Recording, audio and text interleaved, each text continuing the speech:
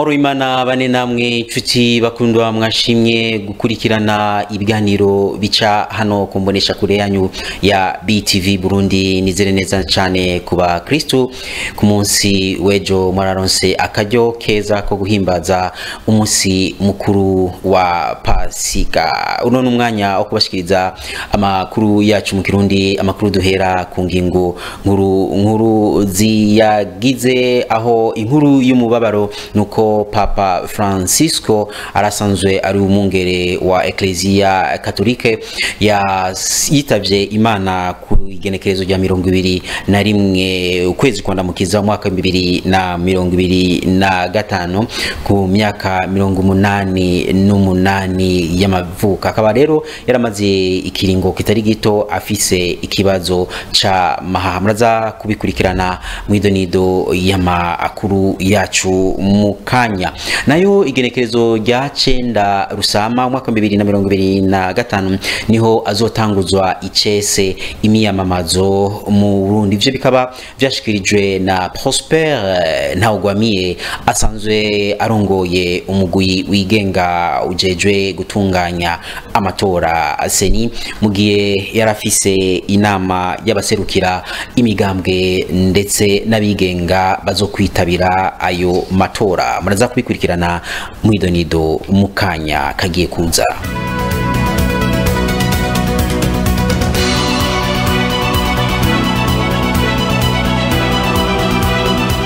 Nongeye kubaramutsa ndabahani kaze kugira mukurikirane amakuru yacu mwidonido, aho nabamenyesheje yuko Papa Francisco asanzwe ari umungere wa Ecclesia Katolika yitavye Imana kuno munsi wa mbere kwigenekerezo rya 21 ndamukiza umwaka w'2025 ku myaka 88 y'amavuka. Rero akaba yarasanzwe afise ikibazo c'amahaha mu kiringo kitari gito. Ido n'amateka yiwe ni inkuru yateguwe na Patrick Hatangibana. In nomine Patris et Filii et Spiritus Sancti.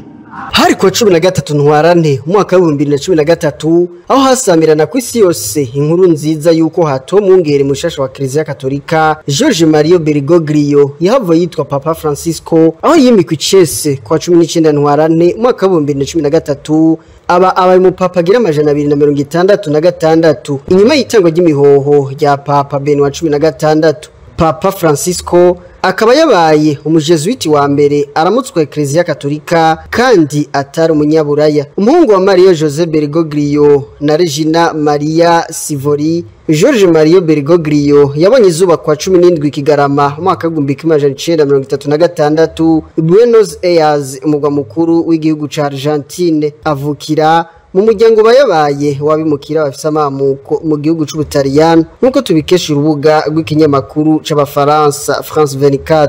Imfura mu muryango w'abana batanu ku myaka 17 gusa y'amavuka, agiheza amashuri yiwe yisumbuye mu vyigwa vy'ubuhinga technicien chimiste, niho umuhamagaro wo kwihebera Imana wamuza mu 1958 ku myaka 21 y'amavuka. Niho Jorge Bergoglio yinjira mu kinovisiya c'umuryango w'abajesuite i Cordoba muri Argentine. Inyuma yo kurangiza ivyigwa vya filosofi na teoloji, yarabaye umwigisha w'ivyigwa vya literature, filosofi na psychology. Mu nyuma niyo yimikwa mu busaserdoti hari kwa 13 Kigarama mwaka wa 1969 ku myaka 33 y'amavuka. Ku wa 20 Rusama mwaka wa 1992 niho uwari Papa Yohane Paulo wa kabiri yamugena kubicariho c'umwepiskopi wa Buenos Aires. Mu nyuma haize imyaka 5 yagize ucegera ca musenyeri mukuru akorana hafi na hafi n'umukardinale wa Buenos Aires.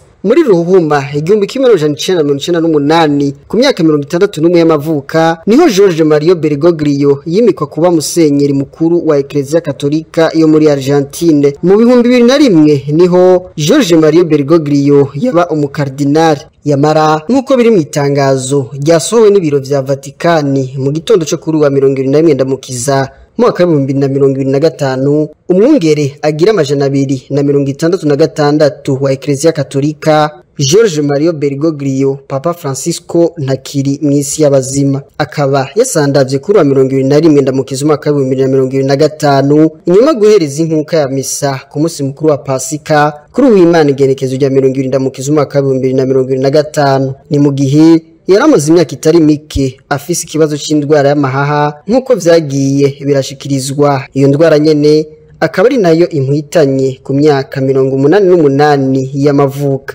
Papa Francisco bamwibukira kuri vyinshi vyamuranze harimwo guhangana n'ihohoterwa ry'agateka kazina muntu na cane abimukira no guharanira amahoro. Akaba yarahamagariye akatari gake abakuru b'ibihugu n'amareta kudashira imbere intambara. Kubwiwe intambara n'ihohoterwa ntivyigera bizana amahoro. Yararanzwe kandi no kwiregereza no gufasha abagowe. Papa Francisco yaranganye n'ibibazo bijanye n'abakardinali bagirizwa ivyaha vy'ubushurashuzi no gukubagura abana babigeme, aho abatari bake yagiye anabirukana.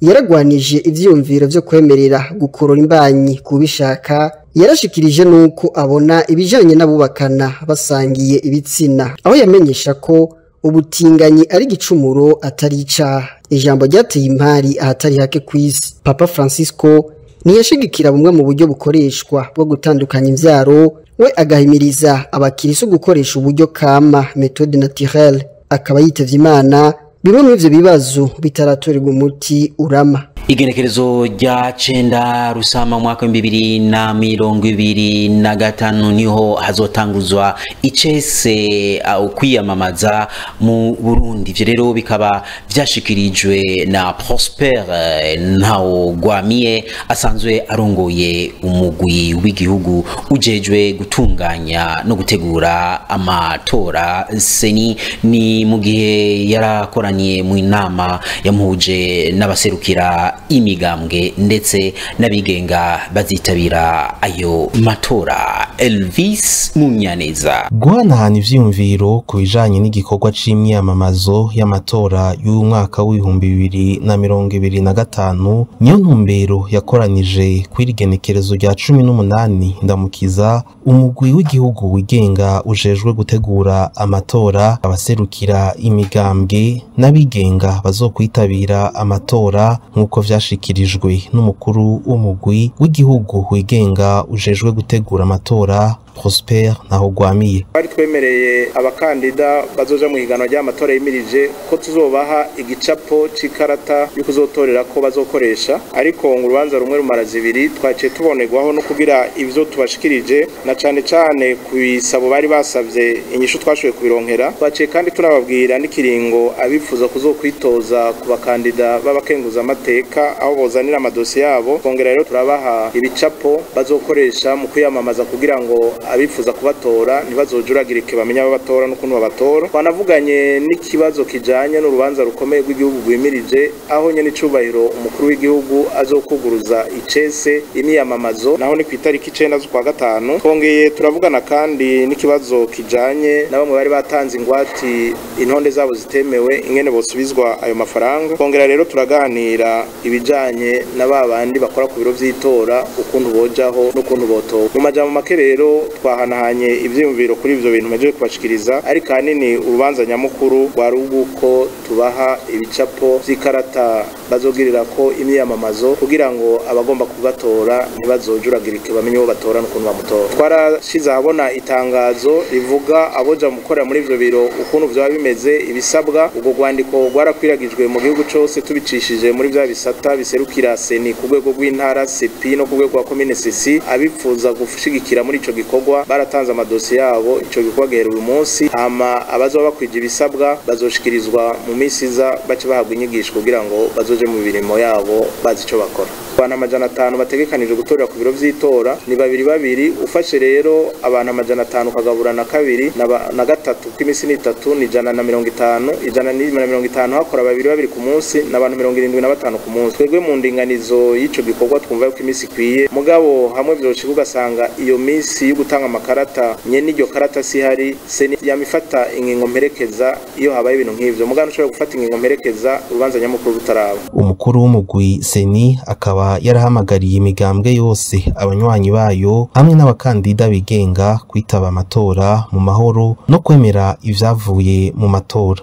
Umwuga wo kwandika ibitabo urafise akamaro kanini cyane ndetse ku banditsi no ku basanzwe basoma ivyo bitabo. Ivyo rero bikaba vyashikirijwe na Dr Emile Ndayisaba asanzwe ari umwigisha mu makaminuza ndetse akaba n'umuyobozi w'indangura bitabo gusoma. Reka dukurikirane ino nkuru.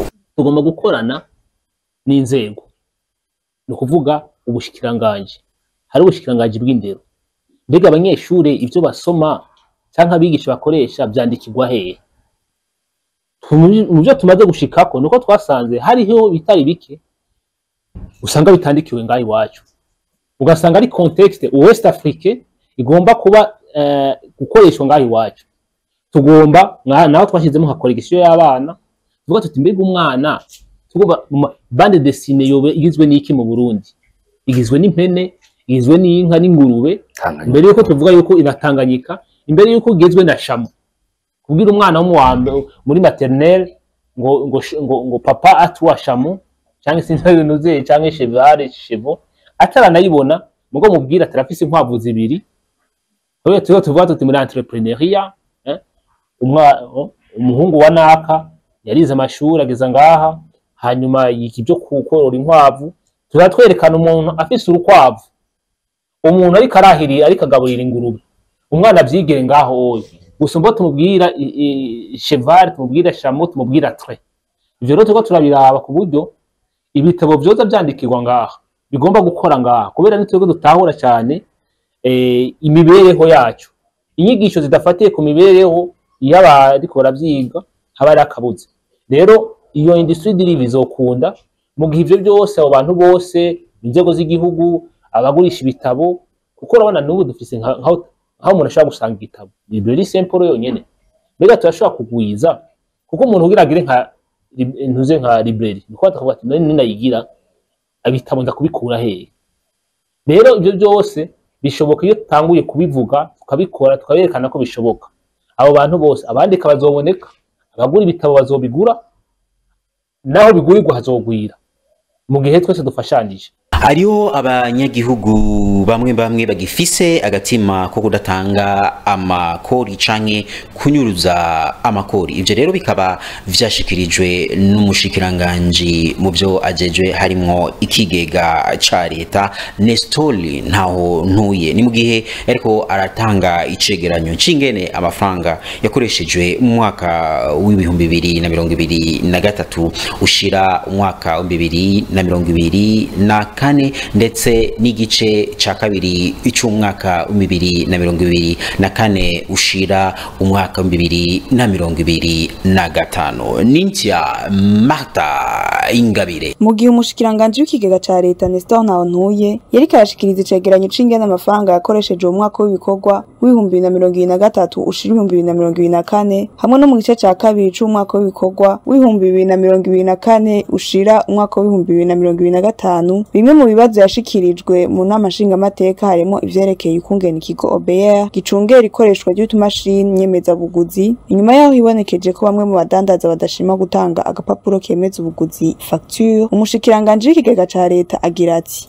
harya iyo bataguhaye facture wewe uzumenye yuko ndetse n'abene gihugu bose batwumviriza ndonke naka kanya ko kubatera akam, wowe uzumenye yuko abo bantu bataguhaye facture mu bisanzwe babahejeje kukwiba mutigute, kuko wewe bagukuye ko ikori uraritanze mugabo bo nta kintu baguhaye kizokwerekana yuko bazoritanga muri OBR, ndetse na OBR igiye ku matohoza yayo ntihezibone yuko ari kori bagutwaye, kandi iryo kori naryo murazi ko ari ryo rigaruka rikaduhemba twigishiriza abana, rigaca amabarabara, rikabaka amashure, kariha imiti, rigakora ibi vyose mubona leta ikora. Arico gituma rero ni kibazo kihari mugabo tugenda dutorera inyishu bukebuke. Icambere nuko twaciye twihutira yuko ubumashine buboneka ku bwishi hamwe atawe uzovuga yuko atakafise bose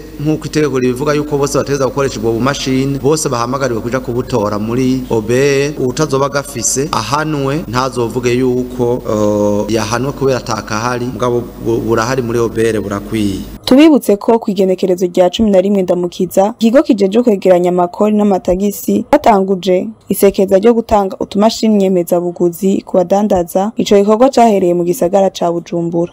Inkuru yacu ya nyuma yano makuru tuzakwishikirizwa na mugenzi wacu Joyeuse Ingabire aho aza kudushikiriza ibivugwa hirya no hino mu makuru. Uburusiya bwasubiye kugira ibitero vy'indege muri Ukraine nyuma y'amasaha 30 pasi kibaye byavuzwe na Moscow nkuko abategetsi ba Ukraine babivuze kuri wa mbere, mu gihe Donald Trump yizigiye ko mu ndwi imwe hazoba amasezerano yo hagati y'ivyo bihugu bibiri. Igisirikare c'Uburusiya carateye indege zitagira abadereva mu buraruko bw'ako karere, niko buramatari wo karere ko mu buseruko bwa Ukraine yatangaje. Inzu yarononekaye, umuriro uraduka mu ihinguriro ry'ibifungurwa ariko nta numwe yakomeretse nkuko babivuze. Umukuru w'akarere mu manuko bwa Ukraine yavuze ko ibitero vy'indege vy'Urusiya navyo nyene vyasubiye gutera muri ako karere. Yanditse kuri Telegram ati mu gitondo cuwa 21 ndamukiza nk'isaha 4:57 z'ijoro umwasi yateye igisagara mwizinga, ubwoko bwayo buriko buramenyekana, nta numwe yapfuye canke ngo akomereke. Umukuru w'igihugu ca Ukraine Volodymyr Zelensky yari yemeye amahoro yatangajwe na mugenzi we w'Uburusiya, yijeje ku munsi w'Imana ku mugoroba ko ingabo z'Uburusiya zarenganye amasezerano yo guhagarika intambara inshuro zirenga 2,000 mu minsi, mu gihe yashimikiye ko atabitero vy'indege vyabaye muri ico kiringo. Muri ivyo yasavye ko iyo ntambara yokongerwa iminsi 30 kubijanye n'ibitero vy'indege zitagira abadereva bakaba barateye inzu z'abanyagihugu. Emmanuel Macron ari mu rugendo rwo kuja i Mayotte kuri wa mbere. Emmanuel Macron yitezwe gutanga itegeko ridasanzwe ryo gutanga icegeranyo co gusubira kubaka iryo zinga inyuma y'igihuhusi Shido hamwe no kuvyura ubutunzi bwayo mu buryo buramba. Ico candiko gishikirizwa uno munsi ku mugoroba mu nama y'abashikiranganji itagira uko ingana mu ndege y'umukuru w'igihugu. Haciye amezi 4 igihuhusi Shido gisambuye igice c'iryo zinga. Emmanuel Macron ariko aragendera Mayotte kugira ngo yemeze ivyo leta yiyemeje. Umukuru w'igihugu agiye gutangaza itegeko ry'ubuhinga bushasha rishigwa ku mugoroba kuri uyu wa mbere mu nama idasanzwe y'abashikiranganji iyobowe n'indege y'umukuru w'igihugu A330. Ico candiko kirimwo ingingo 35 kigamije kwishura ku vyihutirwa by'ivyo bintu ariko kandi no ku ngorane z'imibereho y'iryo zinga, abimukira batemewe n'amategeko, umutekano muke, ubukene, ubutunzi butagiramwo amategeko, harimwo gushinga akarere k'ubudandaji bwigenga, ingingo zagenewe gufasha abadandaji. Ni kuri yo nkuru ivuga amakuru yo mu makungu turangirije ko amakuru yacu tutabateguriye kuri uno munsi, tukaba tubashimiye mwese mwashoboye kuyakurikirana ndetse abamenyesha amakuru ba BTV Burundi bagiye hirya no hino kugira ngo bashobore kuyadutunganiriza. Abari mu buhinga bw'ivyuma nabo nyene bakoze ibikorwa bikomeye cyane kugira ngo ano makuru ashobore kubashikira atankomanzi. Mubandanye mukurikirana ibiganiro bica hano kumbonesha kure yanyu ya BTV Burundi ndetse n'abakristo mubandanye muhimbaza umunsi mukuru wa Pasika. Uno munsi akaba ari umunsi wa mbere wa Pasika, ariko kandi kubagize Ecclesia Katolika tukaba tubahojeje mubuze umuvyeyi wanyu ariwe Papa Francisco. Imana ibahezagire mwese naho utaha.